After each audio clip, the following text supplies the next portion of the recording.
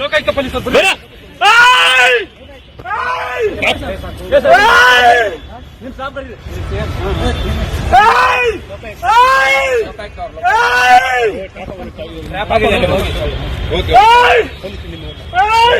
నిమ్ సిబ్బంది కరిగి sir.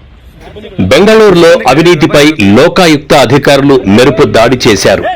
KP Agrahara police station కు చెందిన ఇన్స్పెక్టర్ గోవిందరాజు లంచం తీసుకుంటూ రెడ్ హ్యాండెడ్ గా పట్టుబడ్డారు. ఒక క్రిమినల్ కేసులో ఫిర్యాదుదారుడి పేరును తొలగిస్తారని చెప్పి మొత్తం 5 లక్షల లంచం డిమాండ్ చేసినట్టు ఆరోపణలున్నాయి. అందులో భాగంగా 4 లక్షల నగదు స్వీకరిస్తున్న సమయంలోనే కర్ణాటక లోకాయుక్త పోలీసులు ట్రాప్ చేశారు. బిల్డర్ ఫిర్యాదు మేరకు చామరాజపేటలోని సిఏఆర్ గ్రౌండ్స్ లో స్టింగ్ ఆపరేషన్ నిర్వహించగా డబ్బు చేతికి అందగానే ఇన్స్పెక్టర్ ను స్థలంలోనే అరెస్ట్ చేశారు.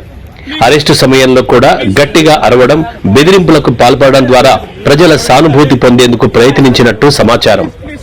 ఇన్స్పెక్టర్ గోవిందరాజుపై ప్రివెన్షన్ ఆఫ్ కరప్షన్ యాక్ట్ కింద కేసు నమోదు చేసి లోకాయుక్త పోలీసులు విస్తృత దర్యాప్తు కొనసాగిస్తున్నారు.